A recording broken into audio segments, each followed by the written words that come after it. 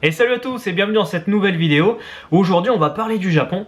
Alors j'ai pas la prétention, tu vois, d'être la personne la plus calée pour parler du Japon, mais j'en ai assez vu pour te faire un top 10 des choses immanquables à voir là-bas. On perd pas de temps, on attaque tout de suite avec en numéro 1 Tokyo. Si tu vas au Japon, tu vas forcément passer par Tokyo, même si tu y vas pour voir la campagne, la forêt et tout, il y a quand même beaucoup de choses à faire à Tokyo, dans cette ville qui a vraiment un caractère unique, la ville la plus peuplée du monde. Donc moi je vais t'inviter quand même à voir des trucs à Tokyo, des trucs très sympas. T'as par exemple le quartier d'Asakusa qui va te dépayser, qui est vraiment bien de nuit comme de jour. T'as un gros temple là-bas, t'as beaucoup de shops avec beaucoup de souvenirs. Donc vraiment, si t'es un touriste là-bas, que c'est ton premier voyage au Japon et tout, c'est vraiment un indispensable à faire à Tokyo. T'as le quartier Shinjuku à faire aussi, vraiment typique, celui-là plutôt à faire de nuit, c'est le quartier où tu vas avoir plein de clubs, des bars, des trucs à thème, des petits trucs tu vois très typiques avec des petits bars où tu pourras rentrer à 3-4 dedans. Donc vraiment le quartier entre guillemets un peu chaud de Tokyo avec une grosse ambiance. T'as bien sûr Shibuya avec le fameux passage piéton, là t'auras beaucoup de boutiques pour faire du shopping, des restos, des bars aussi. Donc ça, de jour comme de nuit, Shibuya ça peut être très sympa. Et aussi très typique à Tokyo, le quartier d'Akihabara. C'est le quartier un peu geek où tu vas trouver tout ce qui est jeux vidéo, figurines, beaucoup de maid café. Les maid café c'est là où t'as les japonaises qui sont déguisées en cosplay, qui viennent te servir. Bon, c'est un peu cher mais t'as beaucoup de cafés à thème aussi. Donc le quartier geek, vraiment typique au Japon, très sympa. En numéro 2, je vais t'inviter à sortir de Tokyo, mais pas très loin, pour aller juste dans sa banlieue, et tu verras, il y a beaucoup de choses à faire. Tu peux aller faire un tour à Yokohama, qui est au sud-ouest de Tokyo, donc c'est pas très loin, c'est à 40-45 minutes de métro seulement. Et là, tu verras, c'est vraiment une sorte de petite ville à part, avec son petit cœur à la station de métro. T'as aussi un grand building, un parc d'attractions, donc plein de choses à faire à Yokohama. T'as aussi Kamakura, qui est à une petite heure de Tokyo, donc là, tu verras, il y a plein de choses à faire aussi, il y a des rues très authentiques, t'as un temple avec une immense statue de Bouddha, une randonnée sympa à faire dans la montagne. Donc vraiment Kamakura ça a été un petit coup de cœur de ce que j'avais fait autour de Tokyo. T'as aussi le coin de Takao-san, très sympa avec une super randonnée à faire. Là tu vois c'est la nature tout proche de Tokyo, c'est vraiment très beau, t'as des temples. Vraiment ça Takao-san je m'étais régalé. Bon j'avais fait le retour de nuit parce que je m'étais pris trop tard. Et faire attention aussi à pas y aller le week-end où il y a beaucoup de monde. En numéro 3 on va s'éloigner encore plus de Tokyo en allant à Kyoto et Osaka. Kyoto et Osaka, c'est le deuxième spot le plus visité du Japon. Je te dis Kyoto et Osaka, bon c'est deux villes différentes, mais l'avantage c'est que si tu vas à Kyoto, tu peux très bien aller à Osaka. Les deux villes sont à peu près à une demi-heure en train l'une de l'autre. T'as plusieurs façons d'aller là-bas depuis Tokyo. T'as la façon j'ai de la thune et j'ai pas beaucoup de temps, donc je prends le Shinkansen. Donc le Shinkansen c'est le TGV japonais qui bombarde bien, donc tu y seras assez rapidement. Ou t'as la façon j'économise des sous parce que je suis un peu en galère et j'y vais en bus de nuit. En bus de nuit ça te fait gagner en plus une nuit de guest house, donc c'est pas mal. Et puis tu voyages pas trop mal en bus de nuit non plus. Fatigué. J'ai envie de mourir. C'est tellement impossible de dormir, mais c'est... Donc bref, à Osaka tu pourras voir une ville avec une ambiance vraiment différente de Tokyo. C'est pas la même atmosphère dedans. Et je t'invite vraiment à y faire un tour. Moi j'ai beaucoup aimé l'ambiance qu'il y avait dans la rue principale, beaucoup de monde, pareil, des restos, des bars dans tous les sens. Vraiment j'ai beaucoup aimé mon passage à Osaka. Et ensuite Kyoto. Kyoto on est plus dans le traditionnel, avec les vieilles rues très typiques, le quartier Geisha, beaucoup de temples à Kyoto. Kyoto c'est assez grand, il y a vraiment beaucoup de choses à voir. Des fois c'est pas très pratique de se déplacer parce que c'est pas très bien desservi en métro et tout. Donc l'idéal c'est de prendre un peu plus de temps pour Kyoto pour bien explorer tout ce qui est temple, nature et tout. Il y a beaucoup de choses à voir là-bas. Numéro 4, pour le numéro 4, je t'invite à partir à l'aventure. C'est-à-dire, le Japon, c'est un très grand pays, il y a beaucoup de choses à voir. Et une des choses qui va te marquer beaucoup dans ton voyage, c'est si tu arrives à te prévoir un petit week-end à l'aventure. Tu regardes la carte du Japon et tu vois une petite ville ou un petit coin, tu auras vu une photo sympa et tout, et tu vas juste passer un week-end. Tu prends le train si ça rentre dans ton budget, bien sûr, mais tu vas là-bas et tu vas voir que ce petit week-end en dehors de Tokyo et de ton petit trip, vraiment un petit peu coupé du reste, ça sera une très bonne expérience. Donc moi, je vais te prendre l'exemple de ce que j'ai fait. Je suis allé à Nasu. Nasu, c'est un coin qui est au nord de Tokyo. Et je suis allé passer un week-end là-bas, dans un super hôtel. C'était pendant la période des Mominji, donc c'est quand tous les arbres, les érables et tout deviennent rouges. C'était magnifique. Et j'ai passé vraiment, tu vois, c'était juste du coup 2 petits jours avec une seule nuit. Et j'ai passé vraiment un super moment et c'est un très fort souvenir de mon voyage au Japon. Donc même si c'est pas Nasu, il y a plein de petits coins comme ça, des petites villes ou quoi, qui valent le coup. Donc je t'invite à prendre ta carte et de faire un petit trip comme ça, un petit trip freestyle d'un week-end. Numéro 5, alors là, je vais t'inviter à aller encore un peu plus loin. Tu vas aller à Akita. Akita, c'est dans le nord du Japon. C'est pas Hokkaido, c'est-à-dire la grande île qui est au nord du Japon, c'est au nord de l'île principale, donc de l'île où il y a Tokyo et tout machin, donc c'est au nord de cette île. Et Akita, c'est magnifique. T'as plein de choses à faire. Tu seras dans la campagne, mais pas que. Il y a plein de trucs à voir. C'est ce que j'ai fait dans mon dernier trip, mes 4 derniers jours de mon trip au Japon.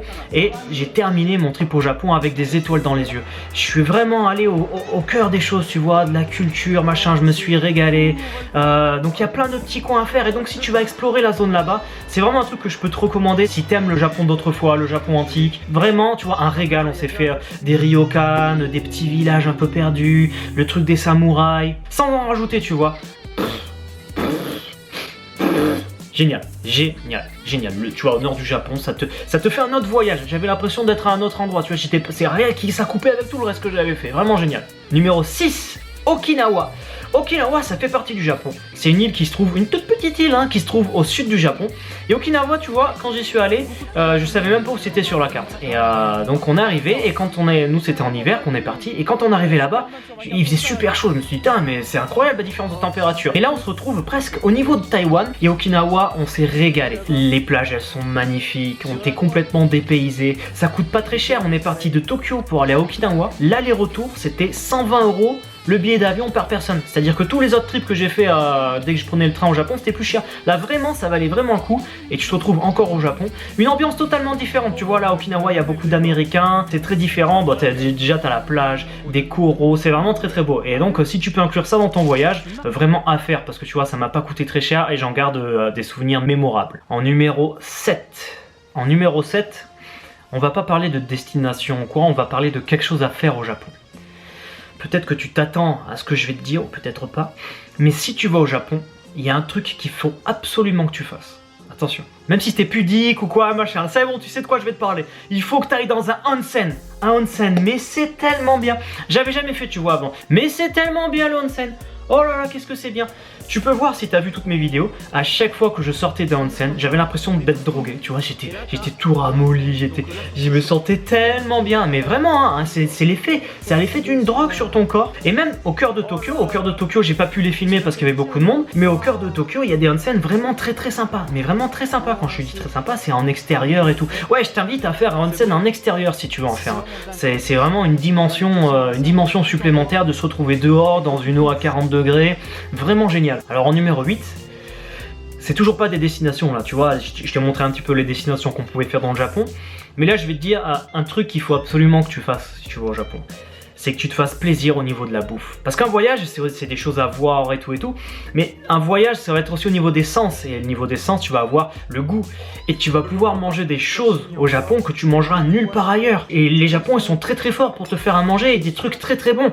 Bien sûr, ça coûte, c'est pas donné suivant les restos où tu vas aller, mais je t'invite quand même à garder vraiment un petit budget bouffe. Des fois, aller un cran au-dessus et à te faire vraiment un resto qui coûte un peu plus cher, mais où tu vas pouvoir te régaler et vivre une expérience gustative, vraiment un truc où tu vas ressortir du resto, tu vas dire putain, en plus que j'ai bien mangé, j'ai vécu quelque chose, tu vois. Moi je sais que j'ai fait des restaurants où on m'a montré des techniques de cuisson avec des pierres dans de l'eau bouillante, machin. On m'a fait manger du sperme de poisson, s'il te plaît. Enfin, je veux dire, vraiment plein de trucs à goûter au Japon et à pas se priver. Donc prévoir quand même un bon budget pour la bouffe parce que ça vaut vraiment le coup.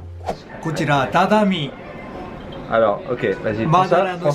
Est-ce que je te dis ce que c'est après? Ou alors je te dis maintenant? Dis-moi le maintenant, c'est quoi? En fait, c'est du... comment dire? C'est du sperme de poisson. C'est-à-dire que tu vois le poisson, il sécrète des spermatozoïdes et en fait tu vas les bouffer là. Et c'est une spécialité ici. Donc tu vas bouffer du sperme de poisson. Regarde, est-ce que ça te donne envie? C'est vraiment ça? Non, c'est vraiment du sperme de poisson. C'est vraiment ça? Mais oui, c'est du sperme de poisson. Écoute, on n'a qu'une vie. Mais non, mais tu racontes des conneries toi, c'est du Non, c'est vraiment du sperme de poisson. Randonnée au sakana no kintama no naka. Numéro 9, un truc que je vais t'inviter à faire absolument au Japon, c'est aller au contact du japonais. De pas rester dans ta zone de confort avec ton petit trip qui est prévu et tout, et d'aller te mettre en danger un petit peu, d'aller au contact des japonais, de parler avec eux. Et tu vois, des fois, ça va pouvoir te déboucher sur des trucs, sur de l'imprévu, ils vont t'amener quelque part ou quoi. Ça va te rendre ton voyage encore plus, tu vois, c'est avec une petite touche de piquant et un peu encore plus unique. Par exemple, je suis allé rencontrer Chesan Donc le mec qui m'a fait justement ce trip à Nassau, c'était vraiment bien. Il y a aussi quand j'étais sur un bateau, il y a un groupe de japonais qui ont commencé à parler, à rigoler avec moi. Du coup on est resté un moment ensemble, ensuite on est allé à terre, ils m'ont acheté un truc à manger. Enfin on a passé vraiment un bon moment. Il y a aussi un japonais que j'ai rencontré, j'étais dans la montagne et puis on commence à discuter, puis ça c'était quand j'étais à Kamakura, je faisais une randonnée et il me dit ah putain si t'es là dans le coin je te conseille de faire un onsen. En plus il me parle de onsen donc moi le mec je l'écoute. Il me dit il y a un onsen très typique juste là qui est dans le coin, tu peux y aller après, un onsen unique tu vois avec une eau totalement noire et tout et vraiment ouais je suis allé au onsen et j'ai pas du tout regretté parce que voilà j'avais croisé des japonais. Mais il y a aussi des trucs encore plus déments, le gars que j'ai rencontré quand j'étais à Akita qui lui nous prend dans sa voiture, il nous amène dans un temple, il nous dépose à pareil à un autre, enfin un truc excellent tu vois. Et tout ça c'est parce qu'on va au contact des gens, il faut rester très ouvert, discuter avec eux et ça va te déboucher sur des choses, du partage humain, de l'expérience et c'est ça le plus beau dans le voyage, c'est le partage et donc c'est vraiment ce que je t'invite à faire au-delà de visiter des choses, de manger ou quoi. C'est vraiment le partage et d'aller vers les gens et d'avoir des expériences humaines. Numéro 10. Alors pour le numéro 10, je vais faire quelque chose de spécial, c'est que le numéro 10, je vais le laisser libre. C'est-à-dire que tu vois, moi j'ai parlé de plein de choses, mais il y a sûrement des gens qui sont déjà allés au Japon, qui ont vécu des trucs super, ou alors qui peuvent nous recommander quelque chose à faire, à voir ou quoi. Et ben en numéro 10, je vais laisser ce numéro 10 libre, de façon à ce que dans les commentaires, ceux qui auraient des suggestions, ils puissent en faire partager à la communauté. Et il y a une nouvelle possibilité qu'on peut faire avec les commentaires YouTube, c'est qu'on peut épingler les commentaires intéressants qu'on a envie, c'est-à-dire de mettre en avant. Et s'il y a un commentaire qui se démarque, enfin un truc qui est intéressant d'un mec qui a vu quelque chose, que j'en ai pas parlé et qui recommande vraiment, enfin voilà un truc cool, et ben je vais l'épingler, ça sera le numéro 10 des choses à voir ou à faire au Japon. Alors tout ce que j'ai parlé c'est des choses que j'ai fait en vidéo, si tu me connais pas, que tu peux retrouver sur ma chaîne YouTube dans un vlog, c'était la saison 4 au Japon, et là cette année on repart au Japon, il va y avoir une nouvelle saison au Japon avec encore beaucoup d'aventures, de l'exclu, plein de choses à voir, donc ça va encore être de la folie. Donc si t'es pas encore abonné à la chaîne, je t'invite à t'abonner pour suivre la suite des aventures. Si t'as kiffé cette vidéo tu peux la partager aussi, je vais pas te faire le même speech que tous les youtubeurs, mais bon c'est important tu vois, c'est comme ça que ça marche le partage, moi je partage mes aventures, toi tu partages avec les gens, et voilà, puis on avance, et puis après plus la chaîne YouTube elle évolue, et plus on peut faire des aventures encore folles, et faire des vidéos comme ça où on peut parler encore de plein de choses. Les amis du coup, moi je vous remercie d'avoir suivi cette petite vidéo, j'espère que ça vous aura plu, et je vous retrouve très bientôt. Hasta la vista. Bye.